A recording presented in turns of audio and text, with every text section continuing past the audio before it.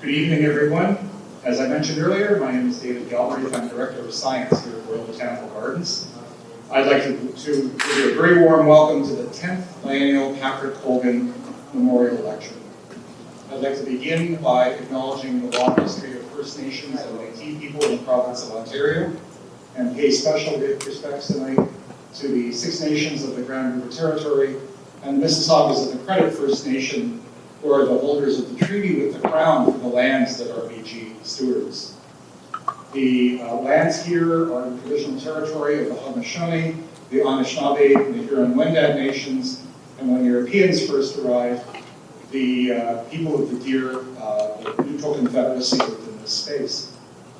And as we work forward with a lot of really important imperatives of a place like Royal Botanical Gardens, we realize that we're all about the landscape, the people, and the plants here. And so making sure that we are connecting with and working actively with Indigenous peoples is one of our goals. And I'm very happy to say that that's been part of my work going back to the 1990s. On behalf of Royal Botanical Gardens Volunteer Board of Directors and our CEO, Nancy Rowland, and the senior management team, I'd like to, again, welcome you to this event. This evening, we're exploring new approaches to making life more livable in cities and improving the management of urban nature with Dr. Nadina Galle. Some of you have already been able to pick up a copy of the book, The Nature of Our Cities by Dr. Galle before the lecture. I believe she'll be available afterwards as well, if you'd like to get a copy. So what brings us here tonight is a twofold event. One is to hear this wonderful lecture, but it's also a chance to celebrate a life that was quite amazing and touched Royal Botanical Gardens in interesting ways. This is the 10th Patrick Colgan Memorial Lecture. And Patrick was a professor in the biology department at Queen's University between 1971 and 1991, and that's where I met him, because he was on my supervisory committee for my own doctorate in the 1980s at Queen's, long before I came here. Leaving Queen's, he became the Vice President for Science Education at the Canadian Museum of Nature in Ottawa. And then after leaving the museum, he was hired here at Royal Botanical Gardens as our Director of Research and Natural Lands in the year 2000. And although he was only with us here for a short period, he made some really fundamental changes in the way that we work. He helped us welcome in visiting researchers. He organized a process by which people can come to RBG and undertake research on their own that we still follow today. This lecture series has been made possible by the generosity of Patrick's family and friends, led by Dr. Terry Colgan, who's here with us tonight, Patrick's brother, his partner, Marcia, and several other of the family members whose names I should have this so I can say hello to you. The front row over here is the Colgan family, so thank you very much.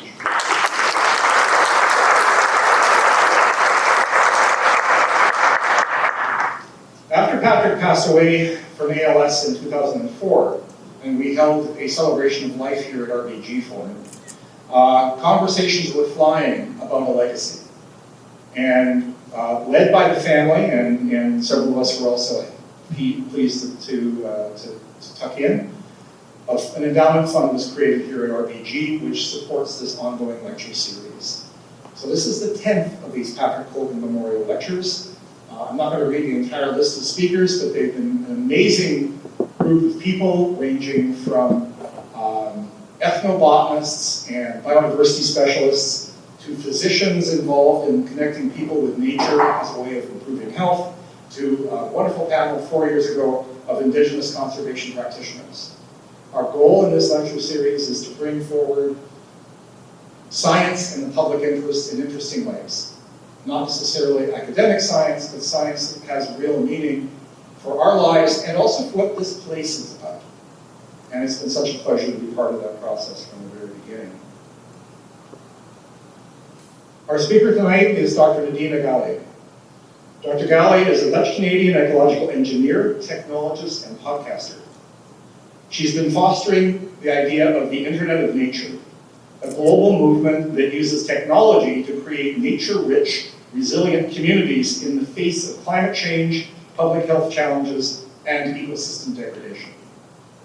Dr. Galle's message of connection to nature and peoples in cities using appropriate and sometimes novel technologies is a strong fit for the work we do here at Royal Botanical Gardens.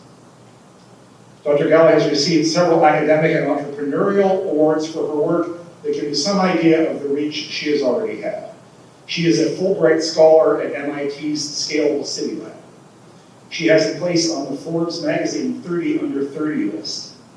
She was awarded the European Space Agency's Space Oscar for combating urban deforestation using remote sensing. And she was selected as a National Geographic Explorer for her work on connecting growing cities across Latin America into the Internet of Nature. She divides her time between Amsterdam, Toronto, and Curacao, and we're so grateful that she can spend some time in between all those places with us today. Dr. Galle, please join us.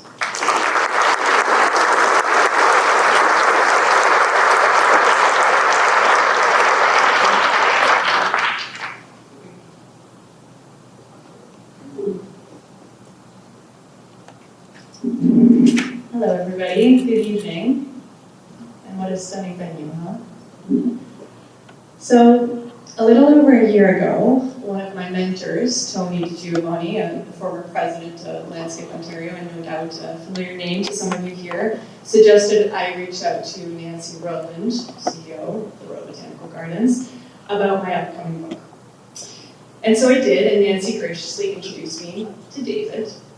And David, he replied almost immediately with, "I'm so grateful that Nancy has brought your work to my attention." And we scheduled a call within days, and the rest, as they say, is history. As it turns out, David also grew up in my old hometown of Kitchener-Waterloo. And as if that wasn't enough of a connection, he showed up on his vacation, mind you, at my very first book launch at the Waterloo Public Library. Not only that, he bought 10 books. And for each one, he had a story. Who it was for, the work they contributed to, why it mattered. I tried to weave a bit of that into every note that I would write as I signed each book. It was thoughtful, personally, and honestly, just such a reflection of the kind of person David is. About a week later, I had a signing at an Indigo in Cambridge. And who do I see? David again. This time saying he'd forgotten a few birthdays. A couple interns were leaving, and could I please sign another 5 books? That's David for you, generous, community-minded, and let's be honest, single-handedly increasing my early sales numbers. From there, he dropped my name to the Colgan family, and then months later, I received an email saying I'd been selected as this year's speaker, and I just about jumped out of my chair. It's an incredible opportunity, and I want to thank David and the Colgan family for entrusting me with this moment. It's an honor that I don't take lightly, and if there's one thing I hope to walk away with tonight, it's that I've made Patrick and you proud. So thank you, David, the Colgan family, and thank you, Nancy, Brooklyn, Tristan, and the whole team here at Royal Botanical Gardens. I really, really appreciate it. And now you, the lovely people here tonight, you'll walk away with something else entirely. I want to explore what happens when nature and technology intersect. Not to replace our connection to the natural world, but to restore it, deepen it, and maybe even reimagine it. But before we dive into any of that, I'm going to start with a short little reading from the book, The Nature of Our Cities. So if any of you have a copy in your hands, you can read along with me. We're starting on page 179. And this is something a little bit new for me during this lecture today. I thought it'd be fun to kind of offset between, of course, the presentation, some videos, but also some of these little live readings, because there's nothing like bringing these characters to life that you'll meet in the book by reading. So page 179.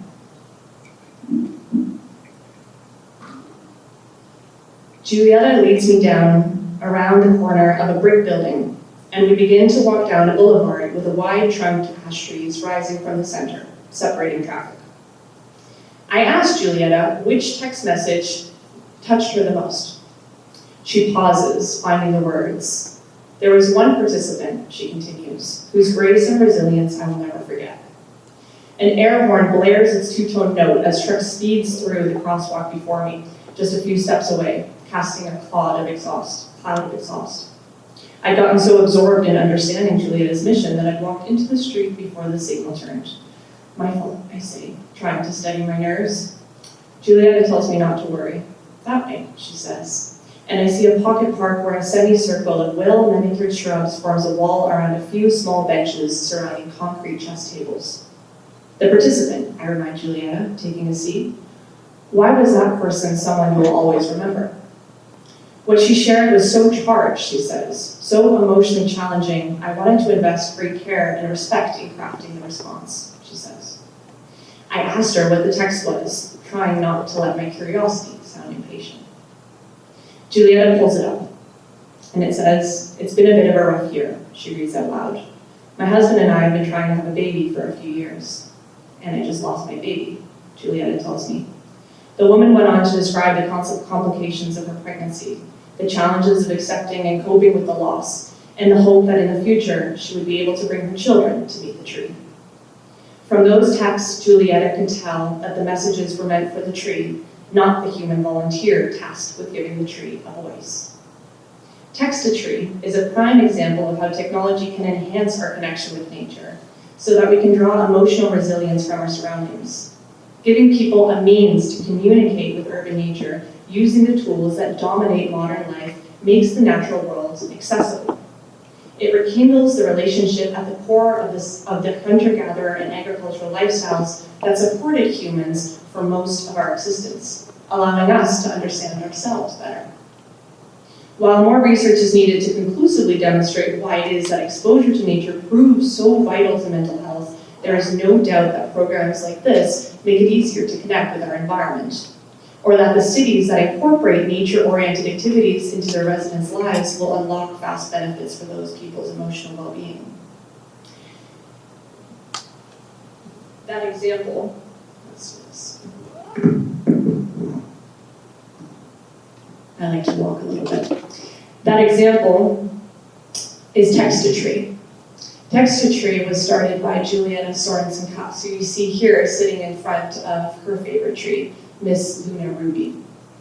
Now, Text a Tree was a project that came out of Julieta's master research. She was doing her master's in forestry at Dalhousie University. So Text a Tree was one part academic study, and an academic paper came out of it called Testing a Novel Human-Nature Connection Model with Halifax Urban Forestry Using a Text Messaging Engagement Strategy. Text a Tree was the name of the project. So it was one part academic research, one part citizen engagement. And the idea was pretty simple. She essentially gave 15 trees within the Halifax Public Gardens a phone number.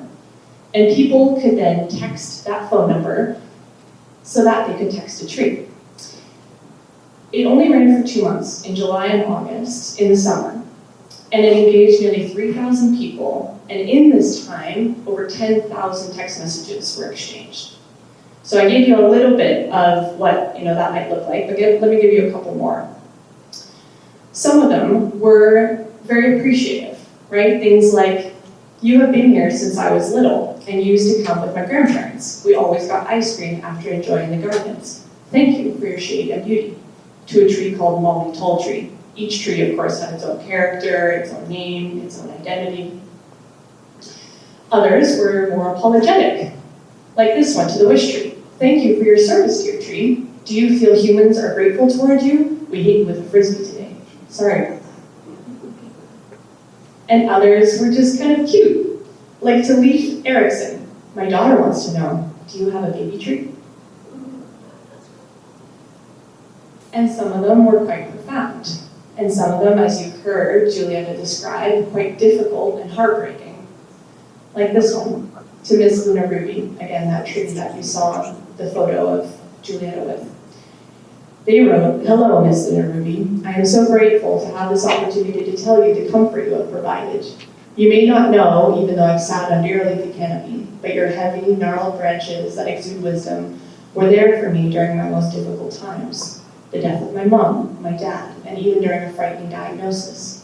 You may not have been able to reach out with your branches, but you provided comfort when I needed it most." This is pretty compelling, right?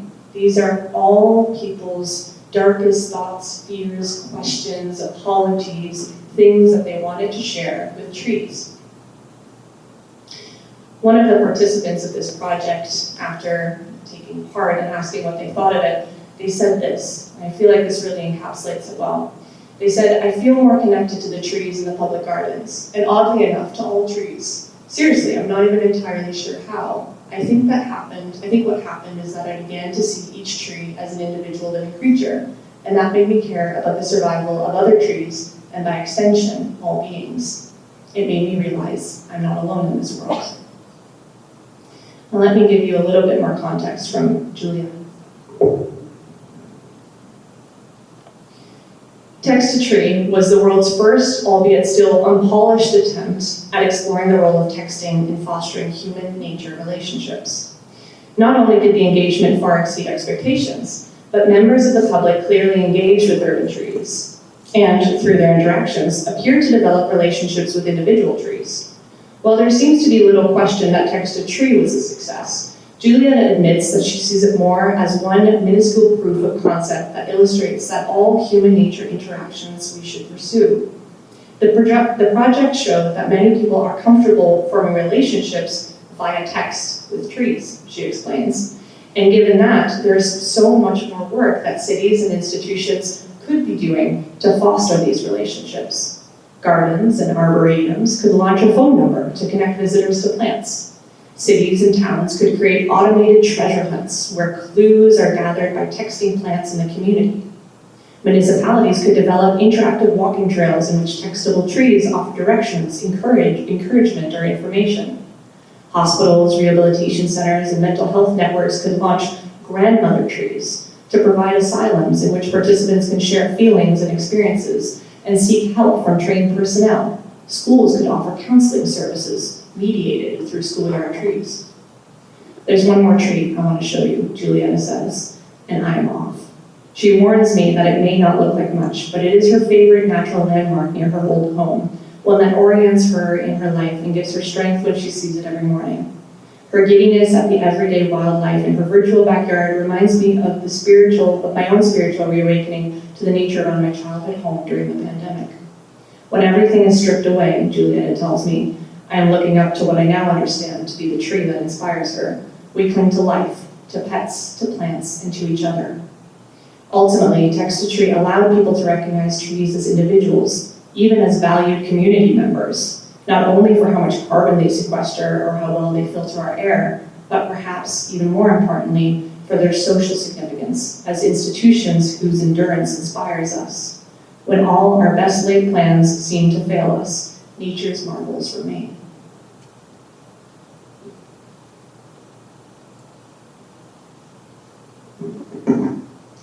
So I'm Nadina, and this is kind of what I do. I spend my time documenting stories just like this one.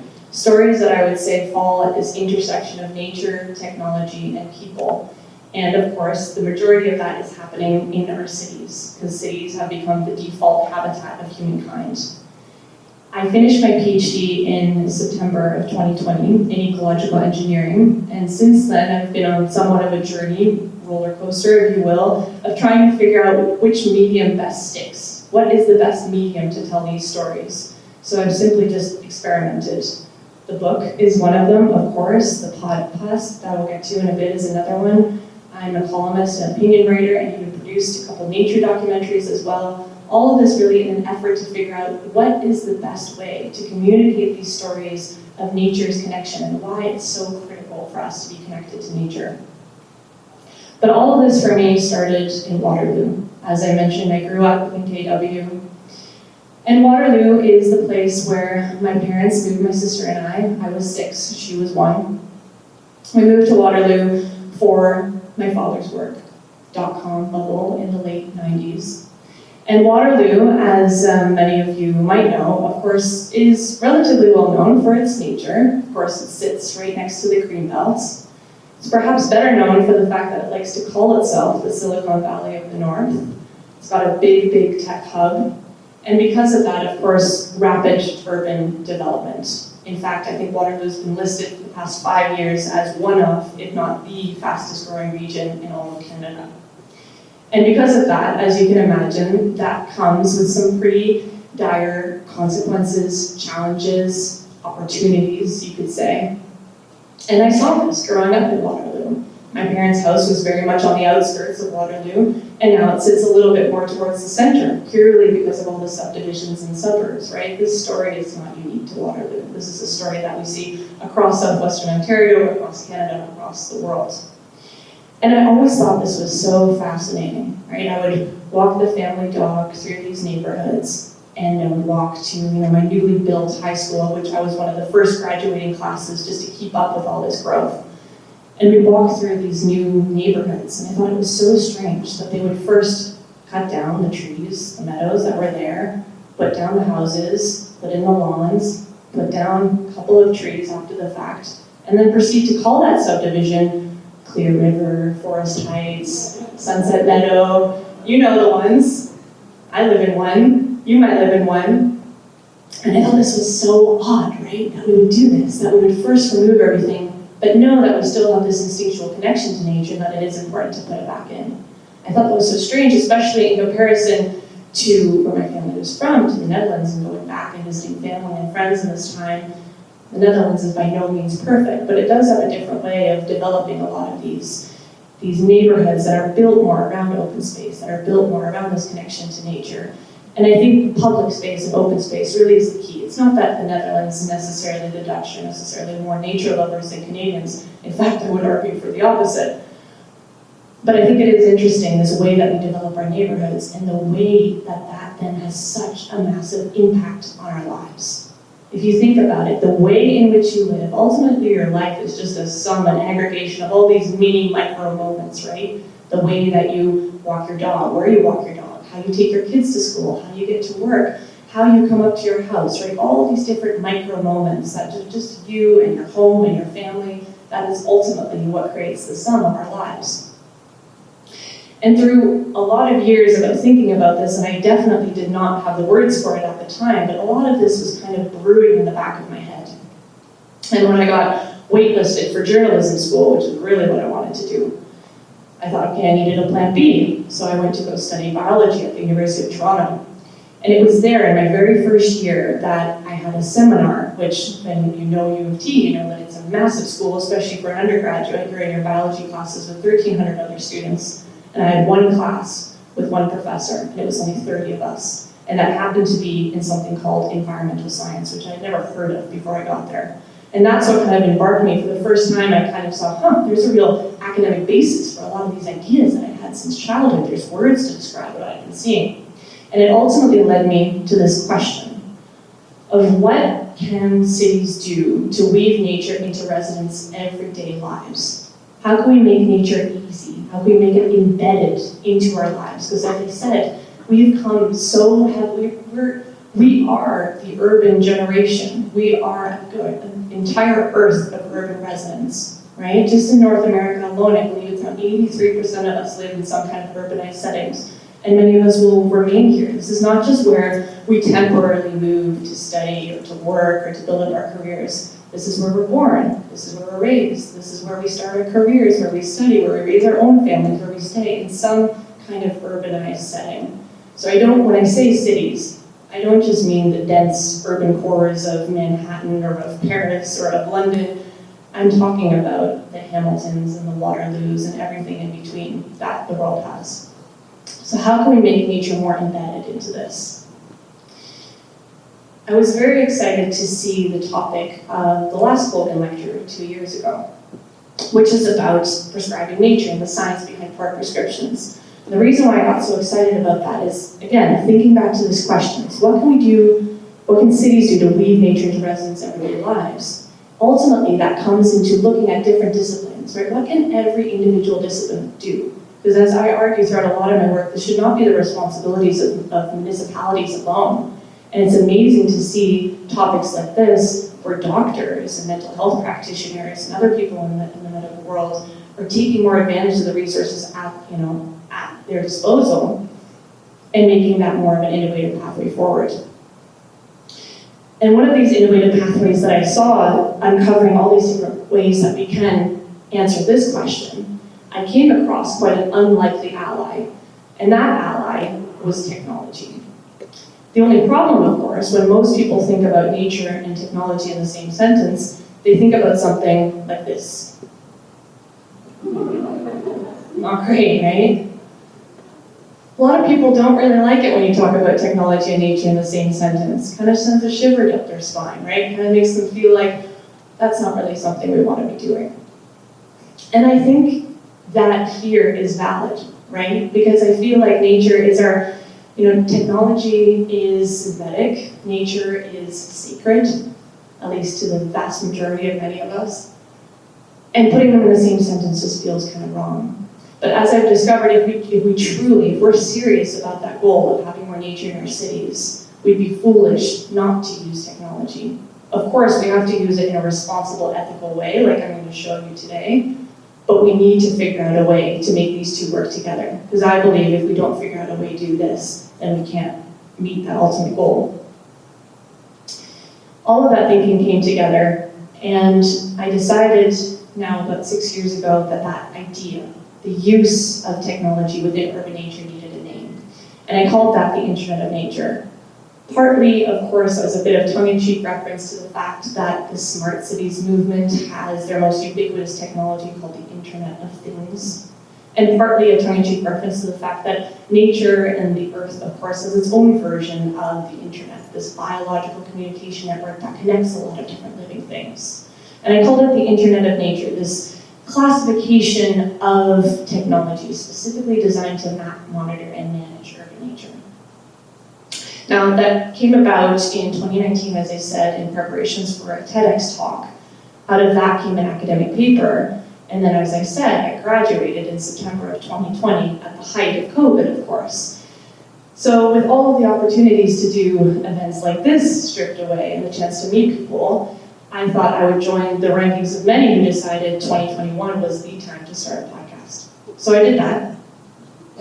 And through that, I got the opportunity to meet many different people. And what I loved so much about this is that, of course, in academia, you have these incredible ideas, but behind every incredible idea is typically an incredible person. And those people don't often get the spotlight on these stories. And I got the opportunity to meet people that were developing mobile augmented reality apps to help connect people to nature, for example, or urban foresters that were trying to meet their mandates by using really state-of-the-art technologies. And it was through all of these different interviews that I finally felt like, remember that journalism school thing I wanted to do? Finally had enough content for a book. And really a book I think that I'd always really toyed with writing. And it really wasn't through meeting so many incredible people that I really felt like I had enough incredible stories to fill this book with. So the book came out in June of 2024, The Nature of Our Cities, and it was translated into Dutch in September of 2024, which, as you can imagine, as a Dutch Canadian, was a very special moment. And the book is quite unique in the sense that, of course, it is a nonfiction, but it's written like a fiction. So it's written in a very narrative, nonfiction style with lots of dialogue, as you've told, and as you've seen, and as you'll hear in other examples. And it starts with a prologue and it ends with an epilogue, which of course is directly lent from fiction. And my agent and I had to fight pretty hard with our publisher to get this prologue and epilogue in there because it doesn't really feel at home in a nonfiction, but I think it adds, I think it builds to the stakes of exactly what it is that we stand to lose and what it is that we stand to gain when we have, or we do not have nature in our cities. And each chapter essentially talks about these different urban issues that we're facing. Everything from biodiversity to mental health to extreme heat to flooding, and goes into why nature is the antidote to that, and specifically why different and how different technologies and tools can actually help us get there.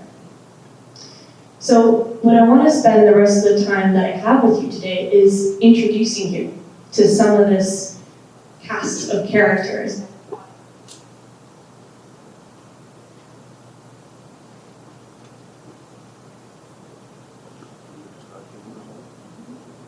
Yep, we're back. I think I might have hit the power button. I'll watch that. Thank you. This cast of characters that you're going to meet within the pages of this book and with the podcast as well. And I should mention, for some of these, I'll get to that in a second. For some of these, there's actually a QR code in the very corner of the slide as well. There's a corresponding podcast episode to these. Now, through doing this work, I've noticed that I would say all of these stories kind of fit into roughly 3 buckets. So roughly the Internet of Nature stories fall into these 3 buckets, which are smart access to nearby nature, living infrastructure that listens, and nature that communicates. And you'll see what I mean by that as we continue. So the first...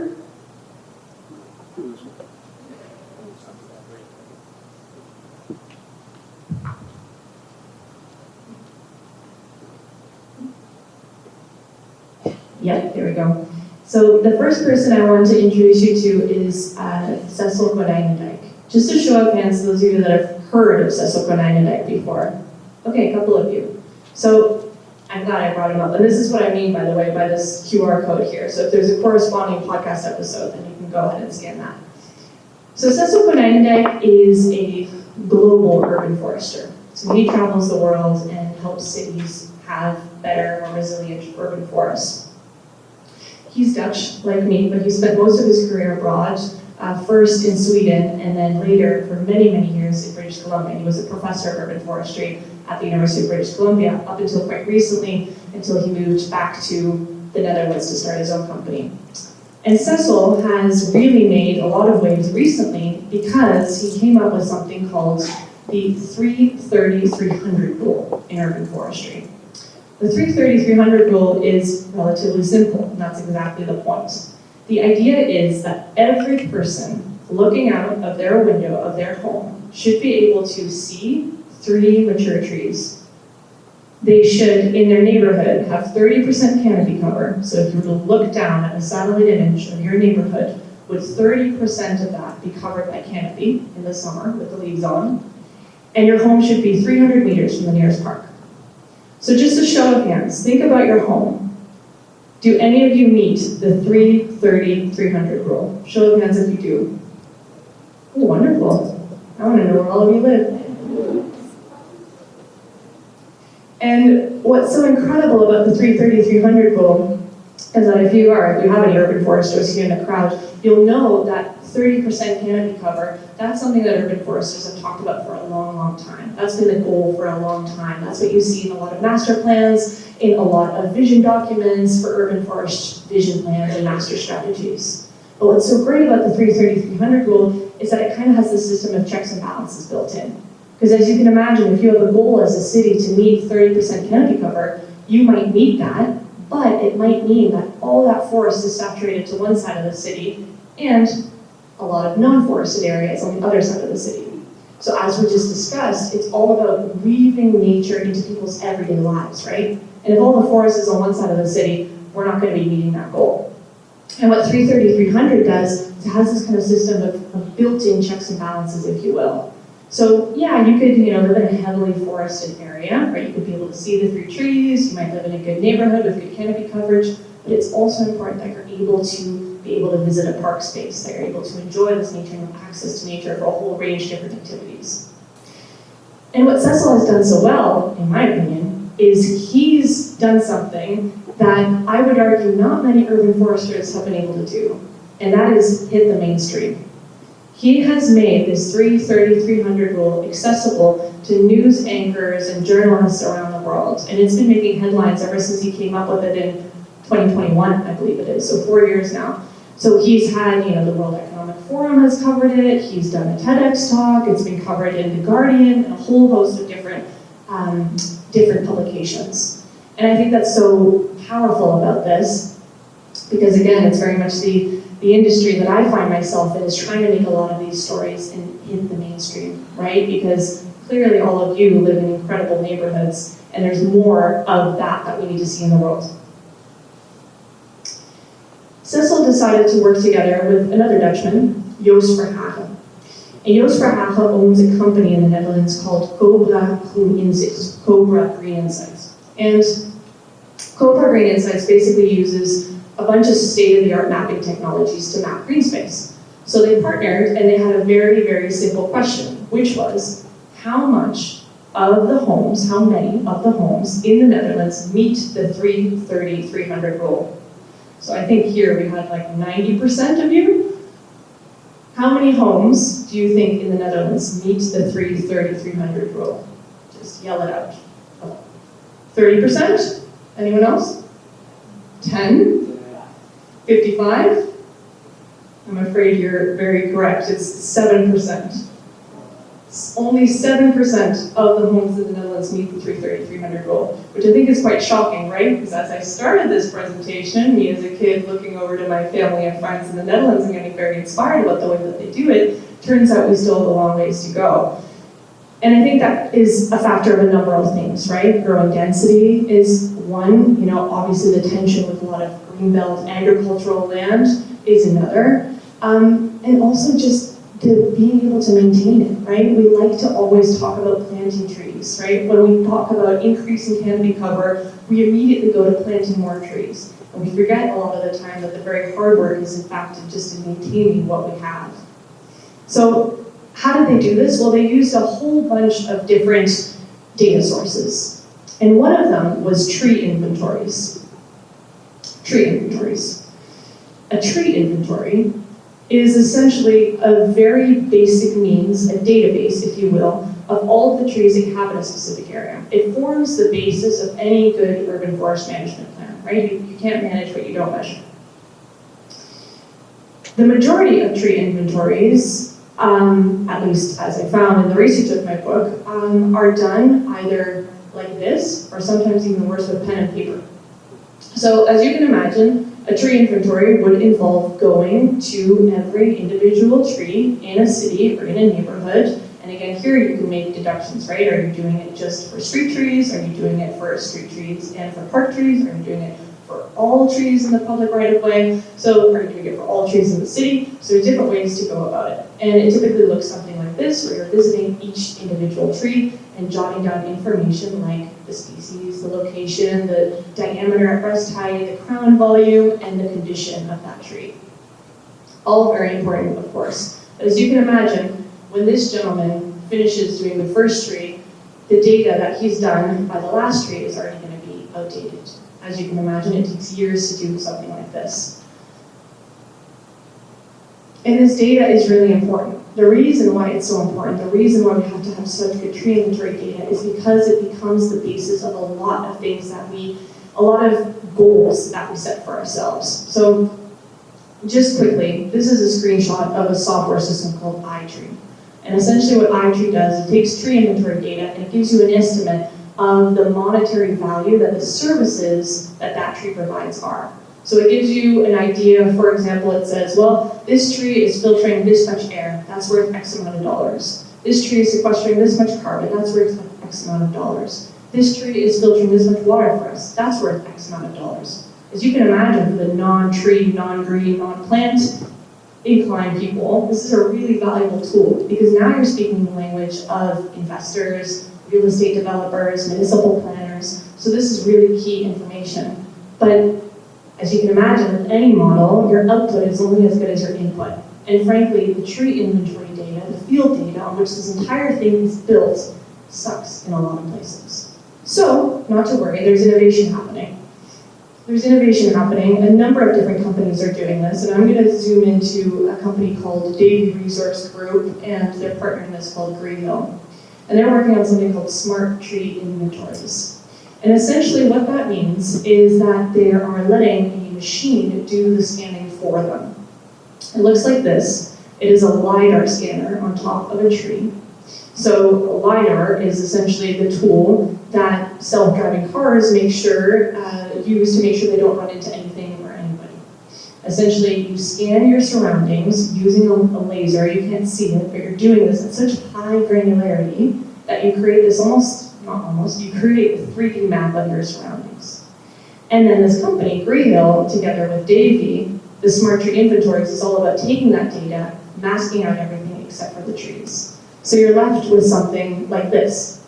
Kind of looks like a nice painting, but in fact this is a scan of a street tree.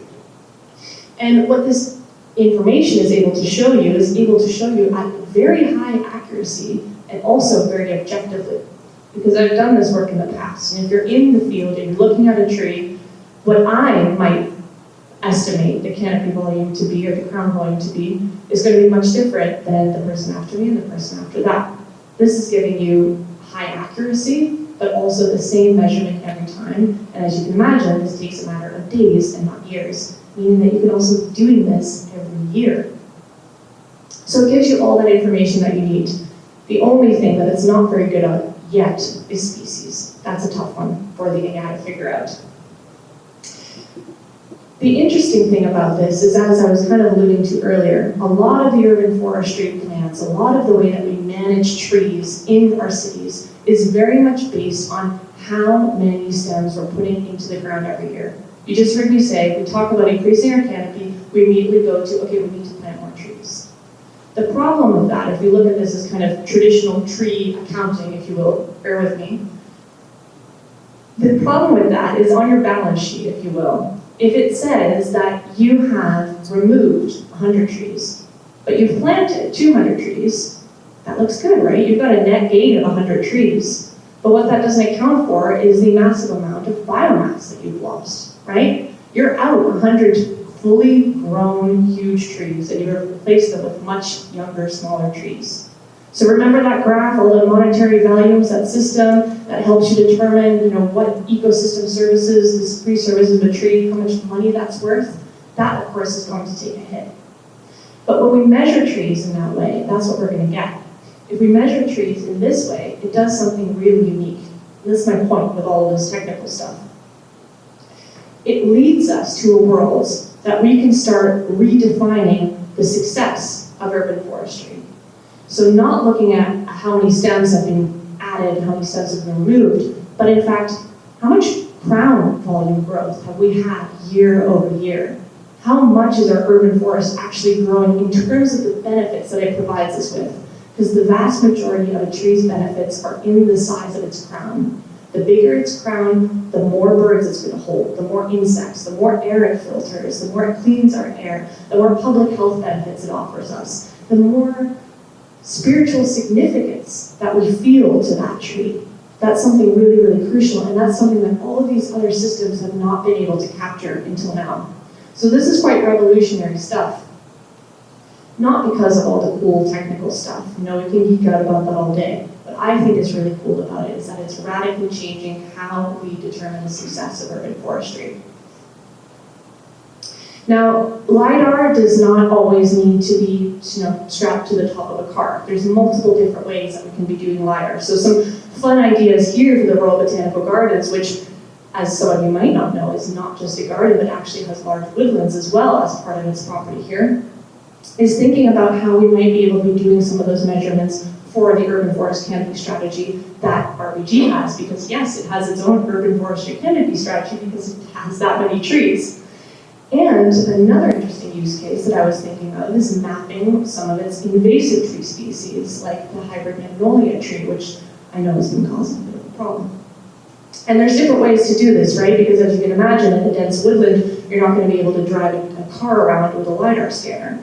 So there's different ways to do this. You can put it on a backpack.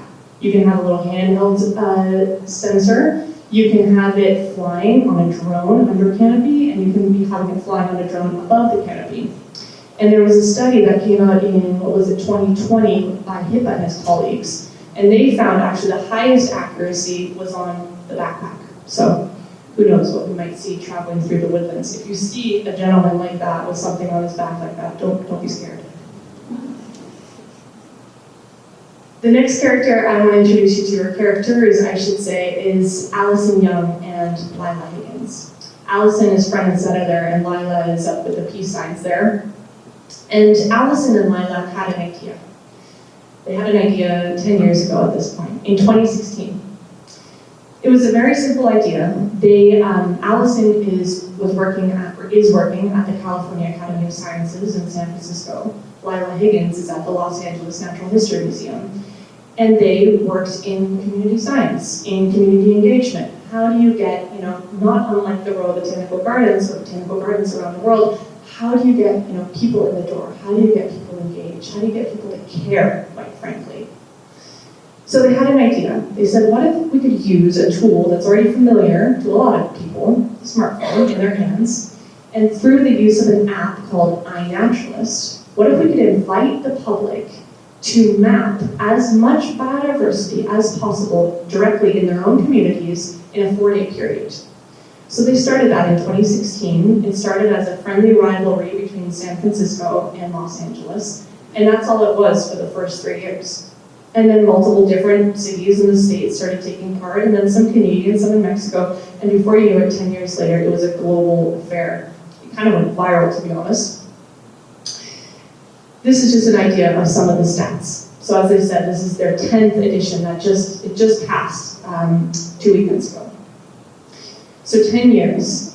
In those 10 years, over 12 million observations have been made.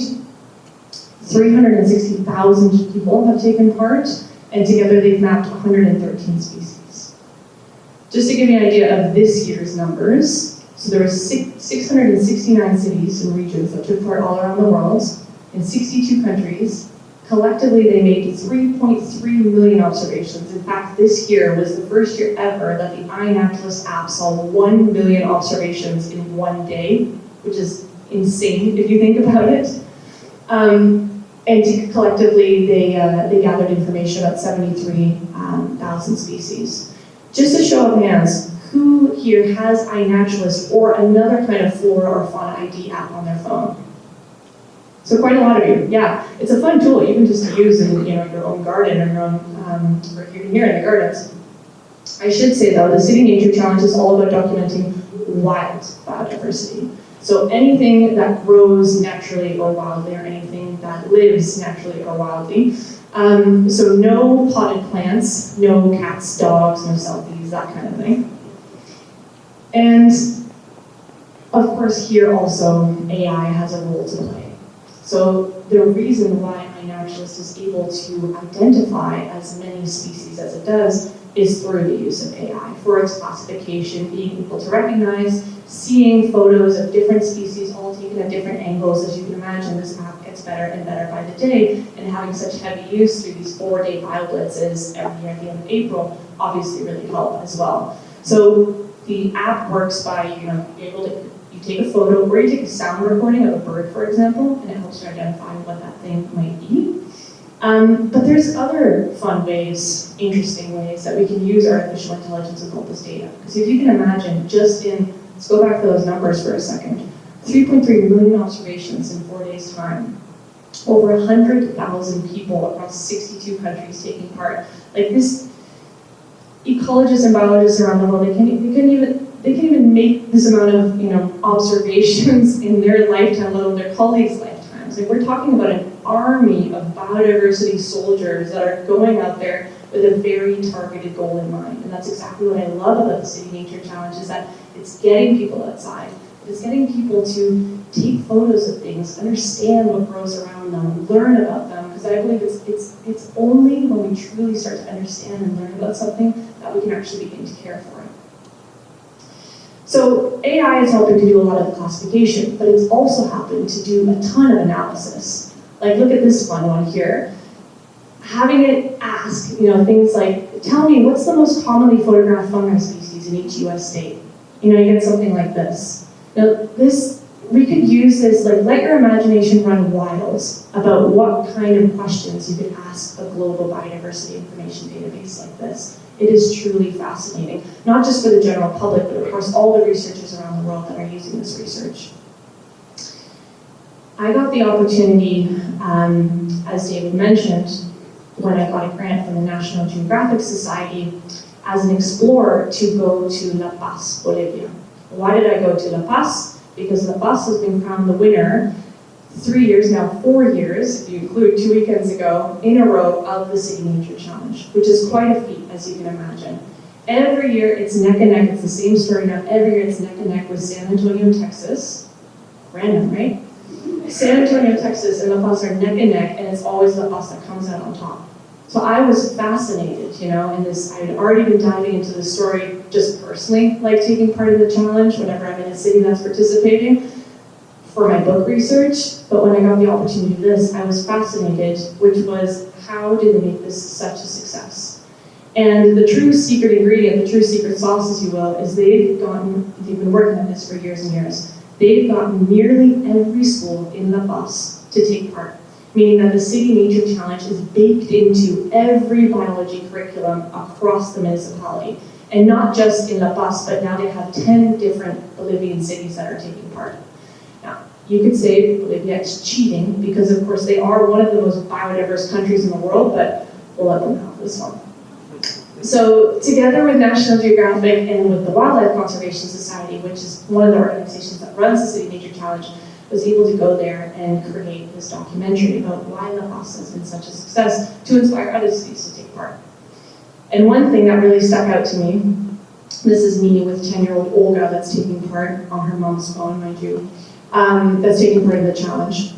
And one of the things that I find so inspiring about this challenge is that it's not just, you don't need to be a biologist or an ecologist or an entomologist to be able to take part in this, right? It's as simple as going outside and taking photos with your phone. On the right here, you see 2 discoveries that have been made during La Paz, and they may not look like much, but that top one, that is an endemic blueberry bush. That had not been seen reported in La Paz in over a century. Over 100 years, nobody had seen that blueberry bush until a high schooler took a photo of it, not knowing what it was. Turns out to be this endemic blueberry bush. The picture below, the snake, is a Bolivian snake. And despite its very common-sounding name, it had not been reported in La Paz in over 40 years. High schooler rediscovered it. Again, not knowing what it is, but then finding out later, and it's pretty incredible the kind of scientific discoveries that this can lead to. So, very, very inspired, I decided I want to organize one of these City Nature Challenges. When I went to Bolivia, a friend of mine traveled with me, and she's from Curaçao. And Curaçao is a place that I like to call home for a number of months of the year. And if you're wondering where Curaçao is, it is a small, very small Dutch island, part of the Kingdom of the Netherlands, its own country, but part of the Kingdom of the Netherlands, right off the coast of Venezuela. So right there. In the Caribbean technically, but almost South America because it's so far south. And Curaçao is a beautiful place. When it rains, very green. When it doesn't rain, very dry, very arid, very prickly. It sometimes has a bad reputation of just being home to cactuses and iguanas. But in fact, when it rains, it is absolutely stunning. And Curaçao has a number of national parks, 6 of them that are managed by a local NGO, as well as another 33 public parks organized by another local foundation. And that sounds like a lot, and it is, and we're lucky to have that, but as you can imagine, Curaçao struggles with a lot of development, much like any place. And it is exactly those in-between places, right? I think we can all recognize this. It's not the park that's at risk. It's not the woodlands that are at risk. It's those in-between areas. It's those little courtyards, it's those infill projects, it's the tree in the middle of the traffic medium, it's those in-between areas that truly make up our urban nature, and they make up, again, that daily interaction with nature, right? And it is exactly those in-between areas that are so at risk, and it is exactly those in-between areas that we have so little data on. And that is exactly what the City Nature Challenge invites the public to do, is step even just 10 meters outside your home and take photos of exactly what grows there, so that we know, because again, we cannot manage what we don't measure. And for a lot of these places around the world, we simply do not know. Now, Curaçao has a checkered history, if you will, with its conservation, but that's a story for a different time. There's a number of books that have been written about some of the plants and the animals and the birds that can be found in Curaçao. But as you can tell by some of these covers, many of them have been out of print since the late 90s. So there's a lot of work to be doing in terms of not only getting this conservation information and the biodiversity information into the digital age, but also really re-engaging this next generation of nature lovers, right? Of the screen addicted, hopefully can be turned into nature lovers generation that we need to be getting outside. So we took part for the very first time in the City Nature Challenge this past 2 weekends ago. And It was honestly incredible. I worked together with a good friend of mine who owns an organic farm in Curaçao, together with one of the most respected ecologists in Curaçao. And she really was the game changer for us, because she got a lot of people on board that otherwise would be very wary of such a new initiative.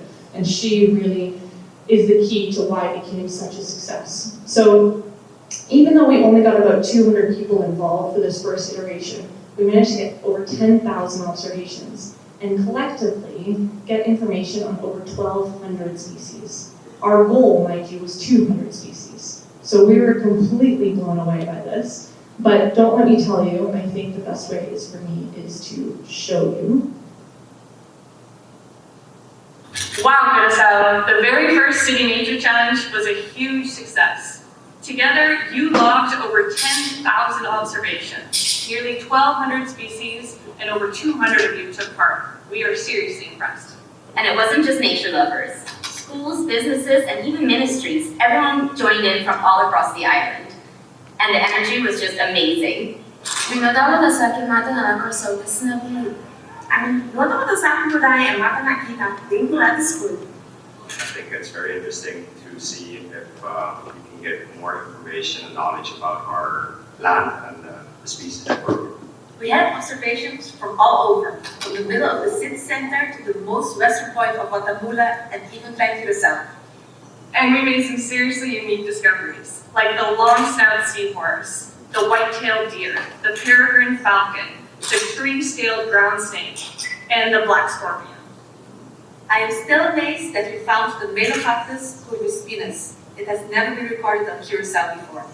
My favorite find was the Biennial. I don't know the scientific name.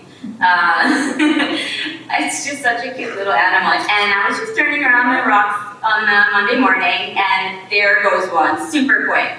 What I love the most about this edition of the Curaçao City Nature Challenge is how people of all walks of life came together. Scientists, neighbors, co-workers, everybody. Well, what I like about this challenge is that you go through nature and look with different eyes. And yeah, you see things you never saw before. This wayaka tree was my favorite.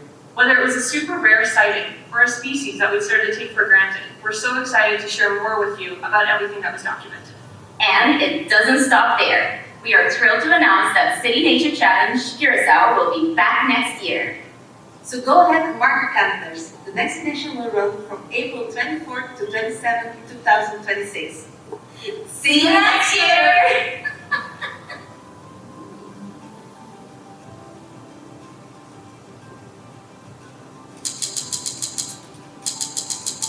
So this is also an invitation to any of you that are organizationally inclined to organize your own City Nature Challenge. Because as I said, there's 669 regions and cities that took part this past year. Yeah, it was a lot of work, but it was also a lot of fun, and especially if you do it in a small team like we did, each with your own strengths that you can kind of get your heads together and put something really interesting down. It's also such a lovely thing, for example, a gardens to help co-organize, or a natural history museum, or a university, or a college, even a church group. Like there's all these incredible organizations that can help get involved. We got different fun sponsors to give prizes for people that got the most rare species, or the most observations that were made. So it was a lot of fun, and every year the openings to have a new city join in are typically in September. So take the summer to think about it, but I would highly encourage some of you, if your organization inclined, to organize your own City Nature Challenge. It's really special. One thing that I'll say more about that, what I love about the City Nature Challenge is that it's so decentralized, right? It doesn't rely on me, or on Cindy, or on Fami, or on any organization that was involved. It's all about just inspiring people to get outside with their own phone and take photos during those 4 days. That's it. It's a simple ask, and it's a lot of fun too. You heard Cindy mention it very, very briefly, but this is not something to be taken lightly. During this year's City Nature Challenge, one of our participants discovered, they didn't know it at the time, but this cactus species called the Melocactus curvispinus. This cactus was thought to only grow on Aruba, our neighboring island. It had never been recorded before in Curaçao. So this is what we thought that it was, right? We had a couple of botanists look at this, some experts, they're like, yeah, we think that's it. So just this morning, because I emailed it to the leading Melocactus expert specialist in the world, I emailed this photo and said, is this indeed what we think it is? He's a professor in England, far away from these cactus species. And I emailed it to him and he said, yes, indeed, this is it. Put me in touch with the person who found it because I am co-authoring a scientific paper with them to document this because this is a world first. So who knew, right? We just did this for fun and out comes a brand new scientific discovery by someone, mind you, that was just a regular civilian, not a biologist, right? So just someone who was out there enjoying nature, taking pictures, took a photo of this, they'd never seen it before, loaded it to iNaturalist. iNaturalist, of course, the AI did not get it right because it never been seen before, and here we go. So it is quite remarkable what citizen science can offer the world. So some of you may have heard of plant blindness. Just a quick show of hands. Who of you have heard of plant blindness? Some of you here. Well, you won't have it after you spend some time here at the gardens, of course. But plant blindness is this idea that we've started to see plants as just this swath of green, right? We kind of, okay, that's kind of a grass, I think that's a tree, I think that's a cactus, right? We don't really have a lot of knowledge of the different things. And what that leads to, of course, as I said earlier, the less we know about these different species, the less we're inclined to care. The more we know, the more we understand, the more we can love, the more we feel empathy for, the more that we can care. So there's this idea of plant blindness. It stems also from this idea that, kids these days, adults these days, can probably tell me what all these different name brands are, right? I think there was a study, I forget exactly, but there was a study in the US that showed that there was hundreds of different brands that they could recognize, but they couldn't even identify the leaves of 10 native tree species. Test yourself. How many of those can you identify on the right there?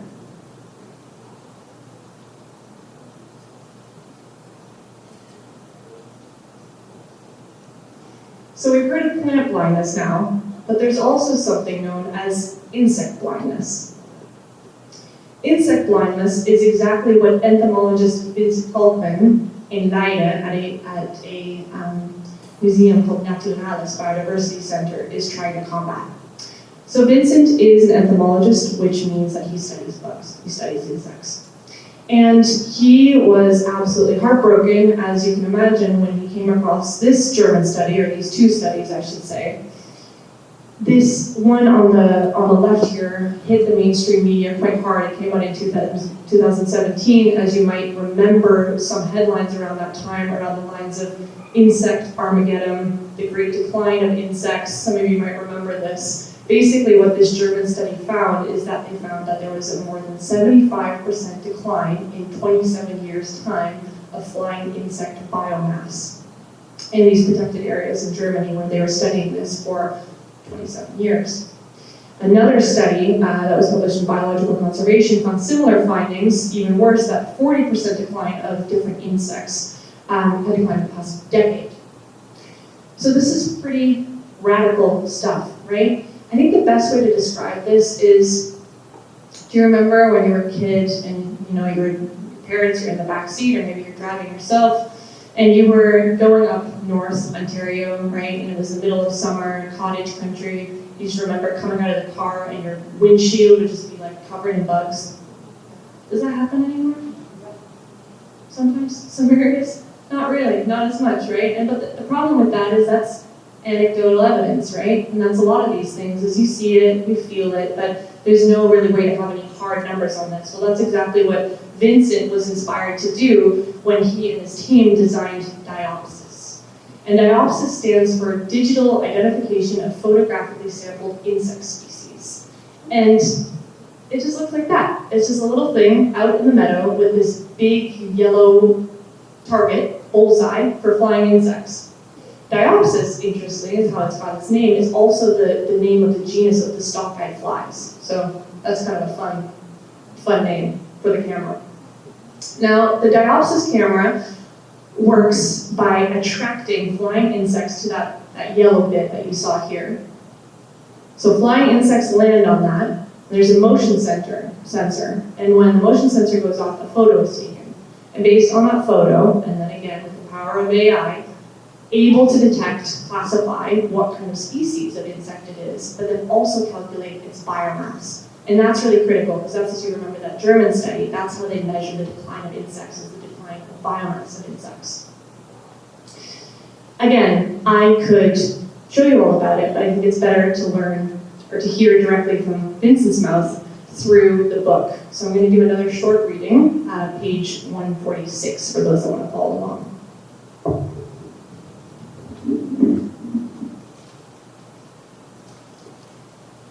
Even as Vincent sits across from me in the cafeteria of Naturalis, his lined face is somber, his emotions raw. The fact that insect populations were declining so radically, Vincent says, was shocking. He sweeps a curtain of bright blonde bangs from his sapphire eyes, but it was the lack of consistent monitoring tools that shocked me most. The German study, and a handful of others that followed it, used a combination of insect traps and weighing techniques to glean insights into the state of insect biomass. These methods come with a steep price tag, discouraging more research into its catastrophic revelations. The research had consumed hundreds of hours of work by experienced professionals, often resulting in notoriously inaccurate measurements that needed to be thrown out despite the painstaking collection procedures. Insect monitoring had always been a challenging research area to fund due to ways in which cultures, even the scientific community, tended to overlook the species' importance, and it was made an even more daunting task because of the state of the art. Unlike most of his peers, Vincent wasn't intimidated by artificial intelligence. Rather, he looked forward to its potential opportunities, which he saw plenty of in Laubens's presentation on computer vision-powered plant identification. Laubens was a colleague at Naturalis. He immediately enlisted Laubens to create the same kind of tool for insects. But an insect-identifying algorithm trained on crowdsourced insect photos wouldn't make an accurate database. Working with crowdsourced imagery has side effects that are difficult to control, especially in the context of animals. Insects, unlike plants, do not stay in one place. Some are more prone to fly away, and the speeds will vary, biasing photos of slower, more impassive insects. Citizen science might also be more inclined to go outside and take pictures in nice weather, biasing images on those that also enjoy warm, sunny days. Given these limitations to crowdsourced data, Vincent decided his team needed an objective means to take the same photos in the same place in all kinds of weather, day and night, across all 4 seasons. He also needed to build an insect trap that wouldn't kill its target, since doing so would then draw carnivorous insects. Instead, the ideal mechanism would simply photograph insects when they stop by. The result was the Diopsis insect camera, an innovative solution for monitoring insects automatically. With a digital camera, computer, and battery-powered screen that works like a magnet to attract flying bugs at night, the device uses image recognition technology, trained using hundreds of thousands of photos, to identify the species in its sights. The fully automated system generates long-term data on both the biodiversity and the biomass of insects, which is estimated based on measuring the insect's length. Vincent tells me the camera took 5 long years to develop. Only now does he get to embark on what interested him about the project in the first place, deciphering all those terabytes of data. The analysis never would have been possible without AI. By tapping into the infinitely scalable capabilities of machine learning, Vincent and his team can effectively monitor and count various species with unparalleled precision and speed. The ability to detect species in real life has allowed them to identify habitat loss and ecological changes and inform conservation decisions. It also foreshadows the leaps that AI will unlock in other areas of urban ecology, allowing cost-effective data harvesting that will someday measure the need for a wide range of natural interventions. But, Vincent adds, interrupting my thought, larger insect populations are not always progress, he tells me, taking a long sip of his black coffee. For example, if water quality improves in an area, you'll have fewer mosquitoes, which probably indicates more biodiversity. Only a well-trained entomologist can make sense of what this data means. And given that there aren't enough of them to study data across the thousands of cities experiencing biodiversity losses and harvest that data, it makes sense to put AI tools like Diopsis to work on the data collection side. Beyond mapping broad patterns, these devices can also be used for highly targeted research endeavors, such as investigating food sources for the black-tailed godwits. With the breadth of highly mobile animals that the device can be trained on, it can collect metrics on a range of biodiversity to help scientists identify and reverse declines before it's too late. Vincent has been getting a lot of attention when it comes to cities. Several city leaders have expressed interest in a Diopsis camera or a small network of cameras, but Vincent is wary. Wary that many officials curious about the device may not yet understand what they want to know. Spoken like a true entomologist, right? Collecting data for the sake of collecting data won't work, he says, as only a scientist could. Okay, I made that joke twice, I guess. In general, Vincent tells me cities want to know if the biodiversity policies they have in place are working, and if not, what they should do to change it. Even with technologies like Diopsis that facilitate data collection, the research necessary to verify progress will take time. Working with an insect camera, there is not yet archival data to compare results to, meaning that the first experiments may take 20 to 30 years. So if cities want to make the right changes, ensuring they don't unintentionally hurt other elements of their habitats, they are right to want to get started. Still, they also cannot let their urgency get the better of them. Once a few cities in each region establish baselines, their neighbors can leverage that data, unlocking exponential benefits. Vincent estimates that the region could build a comprehensive data set with at least 100 cameras deployed across the Netherlands, or 5,000 across Europe. Whatever scale he achieves for deploying Diopsis, its granular measurements and future AI-driven techniques will enable cities to overcome one of the core obstacles that has plagued biodiversity work, the inability to measure progress objectively. Nations and cities funnel hundreds of millions of dollars into biodiversity projects every year. Still, without a way to prove the resulting ecological benefits, they are often cut before residents begin to feel their efforts. Diopsis will give local authorities the information they need to prove the incredible value of targeted investments and maximize cities' outcomes. Vincent takes a swig of coffee, nearly flipping the cup as he drops it. I feel hopeful, he says, his downcast eyes betraying doubt. Because we have good technology. It will allow us to catch up to where we need to be. The problem, though, is that we're so many years behind in collecting data.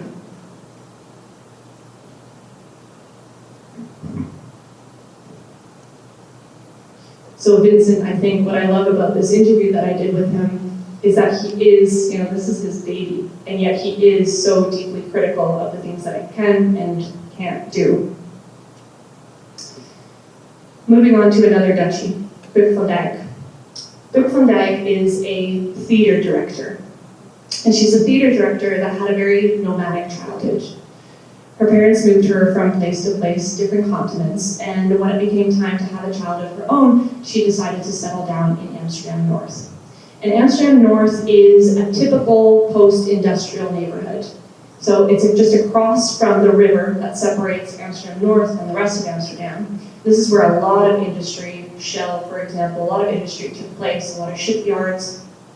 And when a lot of that moved away, of course, it dealt with a lot of issues that come with that. So Buk, was trying to get to know her neighborhood a little bit better and started interviewing, as a theater director, she sees the world through stories, so she started interviewing some of her new neighbors and asking them about things. And she heard these stories of poverty, gentrification, moving, rapid urban development, deforestation, drug use, these kinds of issues that tend to plague post-industrial neighborhoods.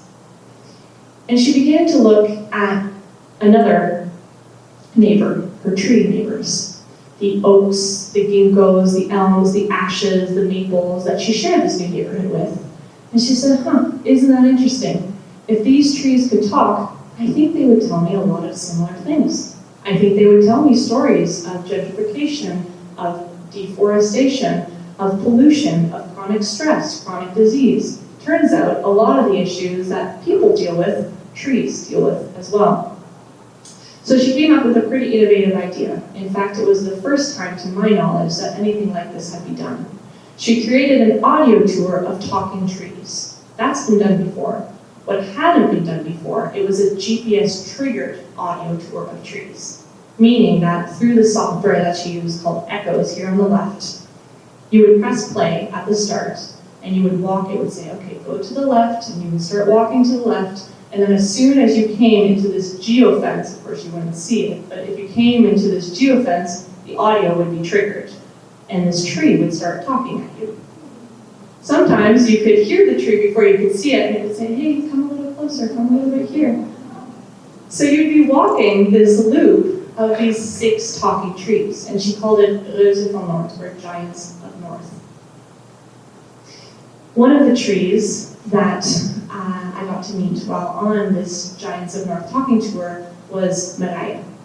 And Marije was a lonely oak because a number of years ago, the road beside her was expanded, separating her from her friends. And this is what that sounded like.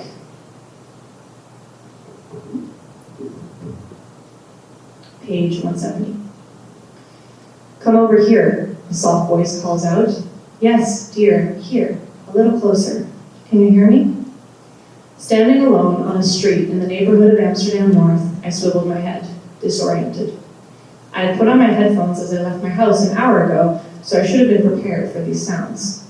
But having raced to get here, my mind strayed to the tram chauffeur who had admonished me for getting on at the wrong entrance, to the woman who shook her head at me mournfully after I apologized for bumping into her.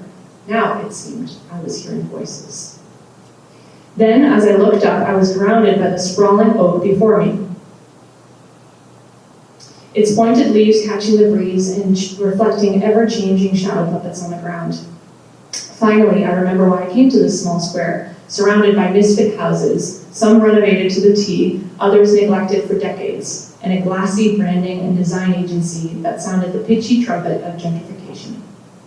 Do you have a second to listen? The voice asked. This time I nodded, fully aware that I was responding to a tree. Based on her warm, kind voice, I assumed the oak's a female, and judging by her large crown and wide trunk, she's at least half a century old. I'm Nadina, she begins, and I'm so terribly lonely.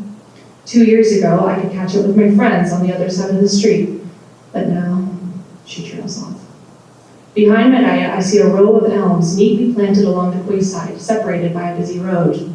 When they expanded the road, Nadina continues, the soil got so compacted underneath that my roots didn't stand a chance of getting through to my friends. Now I'm here all alone. The tree is one of 6 talking trees featured in the Giants of North, an immersive geolocated audio tour by theater director Colgan. In 2019, Book moved to Amsterdam North, where she was enamored by the neighborhood's people, culture, and original inhabitants. The oaks, ginkgos, elms, maples, chestnuts, and ashes. The 200-foot-tall trees had seen it all. The collision between a Vespa and a Canta, the marital quarrel in the pouring rain, the lost tourists, the cement trucks roaring by bound for a nearby construction project, their wheels thumping over potholes. Through each monologue, Book forces you to confront the question. If we listen carefully, what can we learn from these ancient city dwellers we walk past daily without glancing up at their verdant majesty? By taking an interest in these trees, we can foster a deeper appreciation and understanding of the natural world.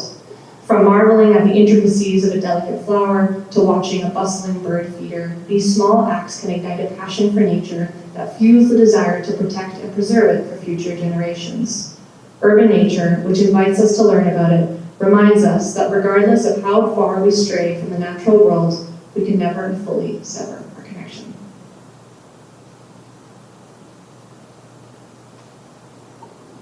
Need this. So that's Nadina and her friends. But during this tour, I also got the opportunity to meet Thea and Harry.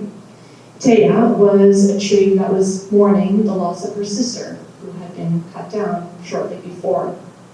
Harry was a tree that actually was coughing, and you could hear him coughing. He said, "I'm over here, come a little bit closer." And he was coughing so much because he had been there before the expansion of the highway, and now, of course, he's beside a very busy highway, which is causing all kinds of problems for his asthma, as you can imagine. So that's Tim, Mariah, Taya, Harry, and these three other trees together, the 6 talking trees, the 6 giants of North. And what I love so much about this project is that it's so replicable, right? This doesn't cost a lot of money. This was mostly volunteer run. The Echo software that they used is free to use. They got local voice actors, local to Amsterdam North, to speak these monologues. It's so replicable. I believe every neighborhood should have one of these talking tree tours. It's such an incredible opportunity to get to know, as Book says, and as I write about in the book, to get to know these trees a little bit better. Again, coming back to this point that if we can know it, we can start to care about it. And they don't talk just quite yet, but here, just here in the garden here, you can hear at RBG, you can also do the tree mindfulness walk. It starts just out these doors here. So for those of you next time you're here, you can understand a little bit more of the history of some of the beautiful trees here. And who knows, they might talk in the future. So it is that time. It is your turn. So I know you've all been listening very, very carefully. I'm very curious, what story resonated with you the most? So I'm going to ask you to grab your technology, to grab your phone, and join me in doing a quick little survey of which Internet of Nature project you would like to see in your own community. All you're going to have to do is either scan that QR code. If that doesn't work for you, you can go to menti.com and type in this code. And you're going to see that I did not make it easy. You're not just picking one, I'm actually asking you to rank them. So your ranking, number 1 is the project that you'd most like to see in your community. And number 6, I believe, I think it's 6, is it 5, 6, I think, is the one you'd least like to see in your community. So I'm asking you to make a ranking.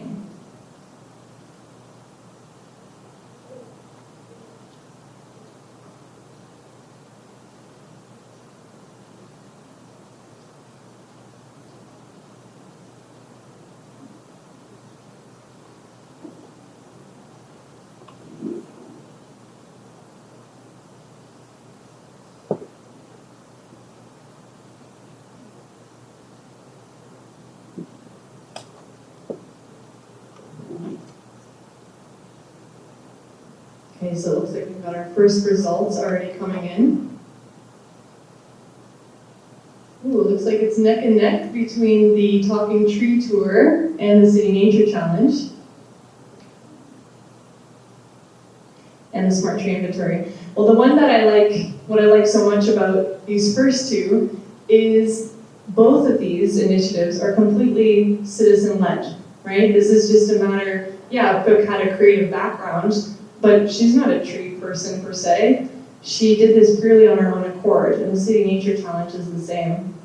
So this is very exciting because it shows a lot of very enthusiastic people in the crowd that if I'm up here, if I see you again in a year from now, who knows what kind of talking trees you might have in your neighborhood and City Nature Challenges. For those of you, I should say, that are interested in organizing a City Nature Challenge, the only thing you have to do is go to citynaturechallenge.org and you can fill out a form there. It's just a Google form, just expressing your interest as an organizer. So they just finished this year's version, so I think that'll go live pretty soon. You just express interest and then you get invited to these first couple webinar meetings and then you can see if it's a fit.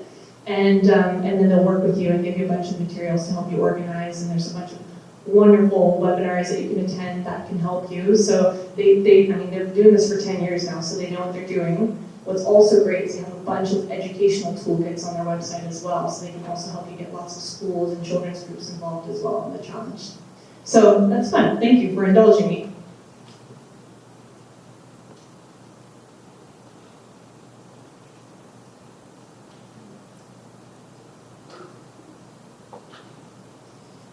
So I just want to close with one final reading.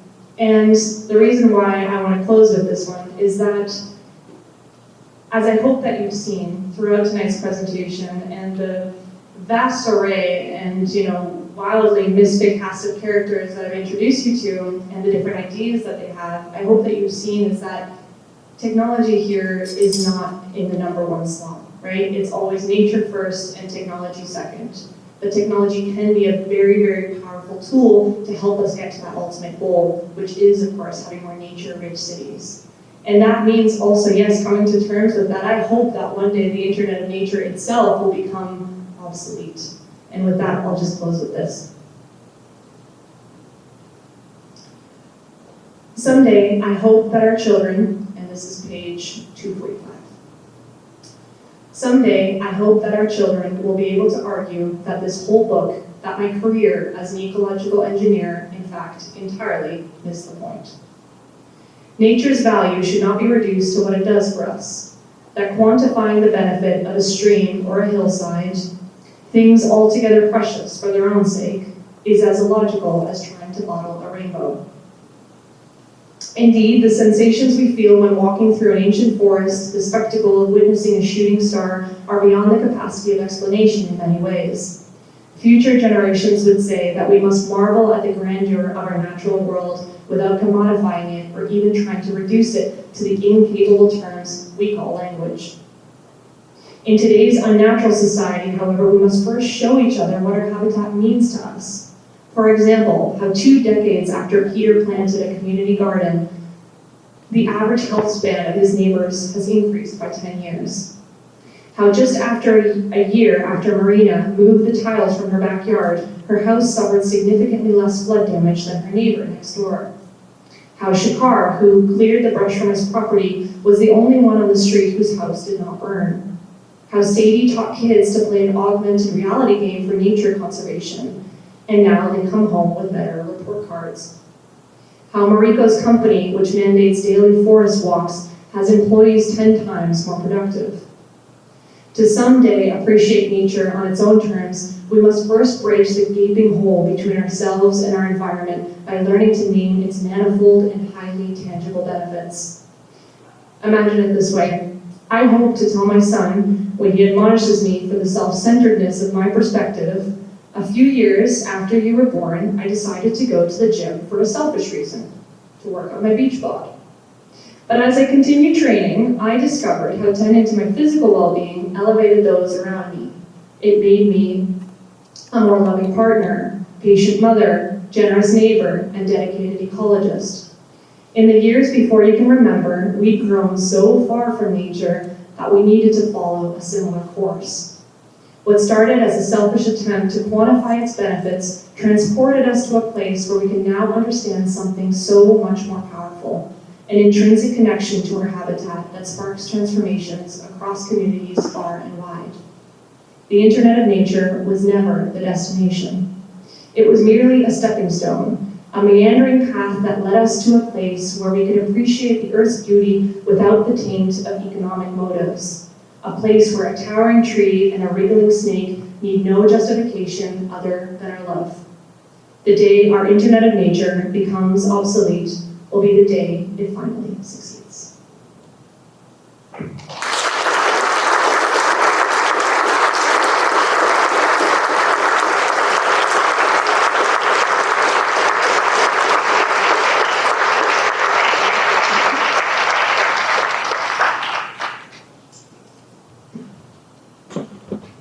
Okay, we've got time for questions, I think.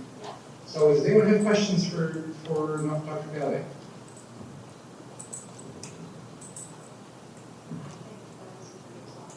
How did the number 300 actually get chosen? Is there any scientific background behind that, or did you just decide?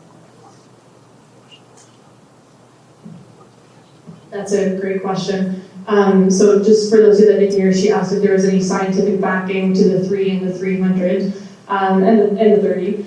So the 30 has been used for a long time in urban forestry practice. There's some cities that even go for 40% canopy cover, so the 30 has been used for a long time. The 300 meter metric was put forward by the World Health Organization. So they said in truly healthy, sustainable cities, every resident should have a distance of 300 meters. And I think it's similar to the Trust for Public Land in the US. They had a long time, they had a nationwide campaign called the 10-minute movement, basically being a 10-minute walk from a park space, 300 meters, 10 minutes, about the same. The 3, I think that's just fit really well into the 330, 300. But we'd have to ask Cecil about that. I think that just fit well, and I think it's also something, again, that touches that fine line between being enough and not too much, being realistic, and having that system of checks and balances put in place. Thank you, great question. And I can throw in that there have been studies, empirical studies that have shown that if people are in hospital recovering from an illness, if they can see a tree outside their window, they do better. And I'm sure having trees in your immediate environment that you can see from your home would have the same kind of benefit. I have 4 magnificent trees right outside. We live on the 3rd floor. And during the summer, I say we live with tar sand. It is fabulous. And we have a bunch of people in our condo who want to knock them all down, take them down, because they're not native. They are Norway maples. Do I care? Can't I please have my beautiful Norway maples for the next? I mean, they've been there for 30 years, so they're big enough that I can live with them. If we chop them down, there might be other trees that come up, but it won't be for another 30 or 40 years. I want to say, leave my trees alone! Give them a copy of the book. Maybe passive aggressively leave it in their mailbox and see how that helps. Is there a second microphone, guys?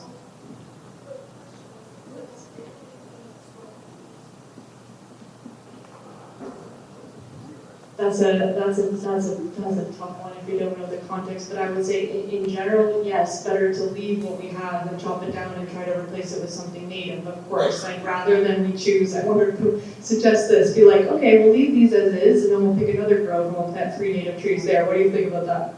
That's what I would do.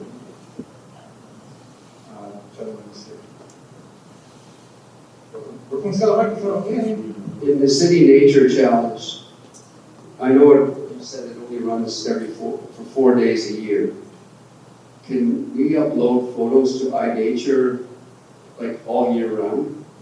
Yes, absolutely. And there's often like little bioblitzes that happen all throughout the year. As you can imagine, 10 years ago, Allison and Lila chose April because that worked really well for the Californian context. But as you can imagine, in, for example, a very, in Curaçao, end of April is one of our driest seasons. So we had a lot of people complaining, why is this at the end of April? But yeah, that's the dates that they chose, but absolutely you can upload images anytime during the year, and there's often little shorter bioblitzes that are organized throughout the year as well. So why don't they encourage that to everybody?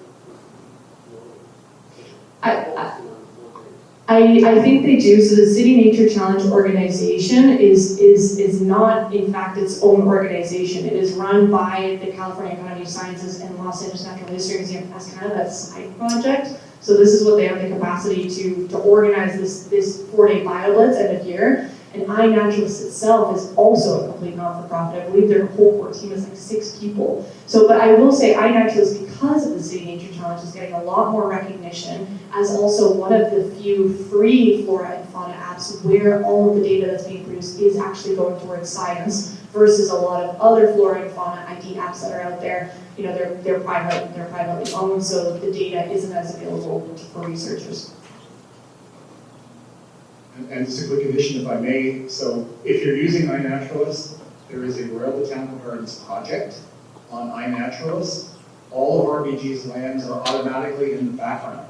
So if you see a wild bird or a wild plant at RBG and you report it on iNaturalist, it goes into the whole smash of data, but RBG can extract that information and understand better what's on the properties here. We strongly encourage folks to use this if they're interested, if they have the ability. It's not just because there's a BioBlitz going on. It's a really wonderful facility.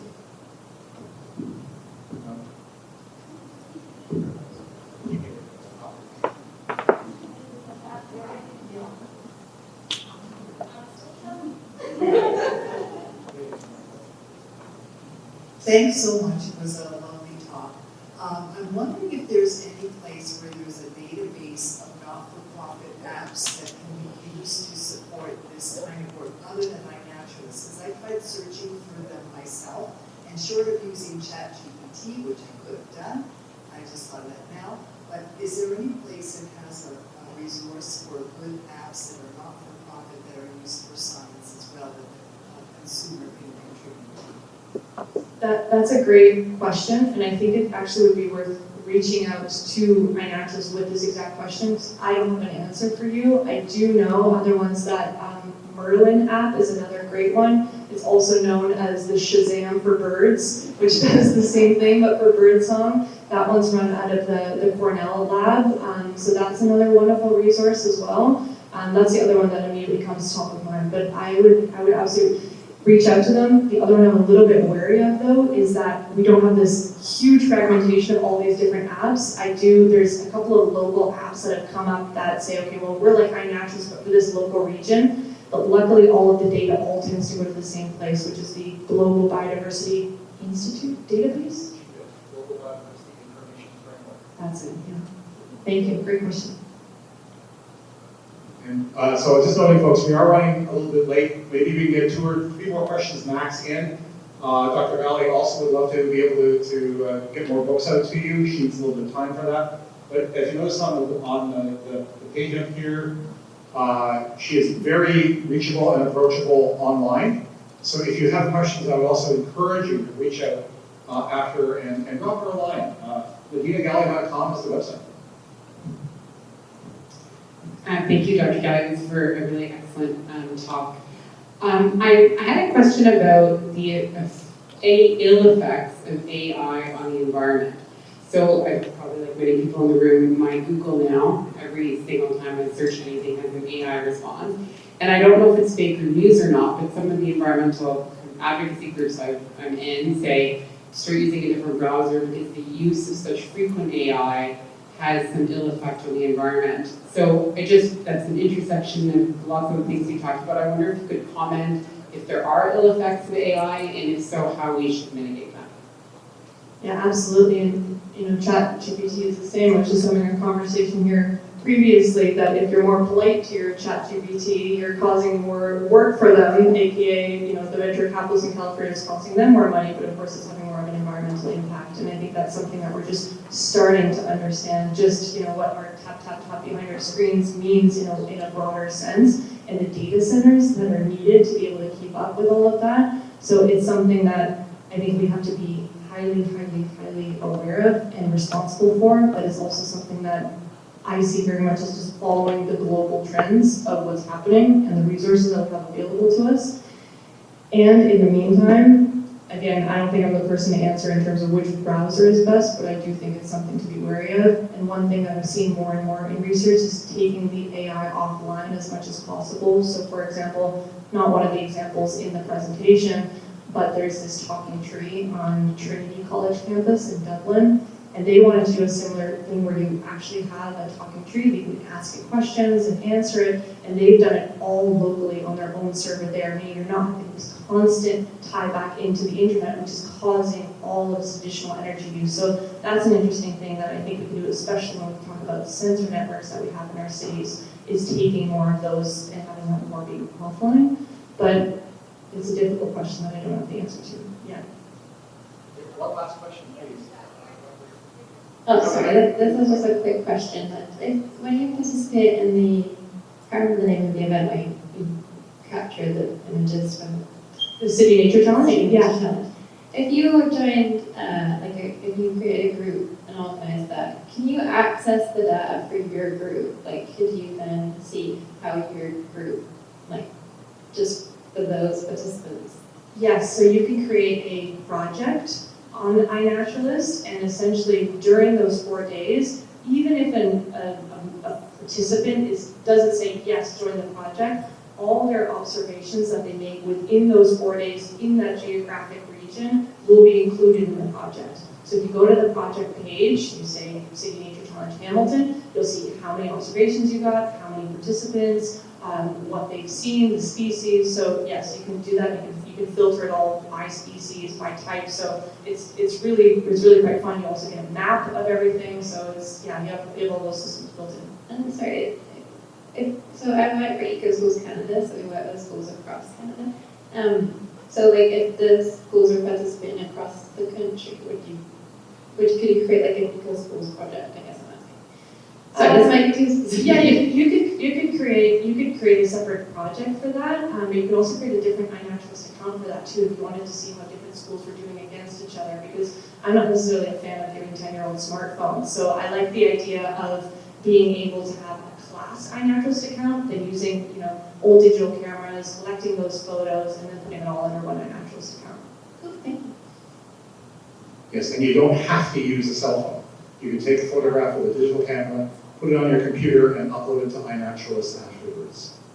So I would like to turn the microphone over to Dr. Terry Colgan for a moment. Terry.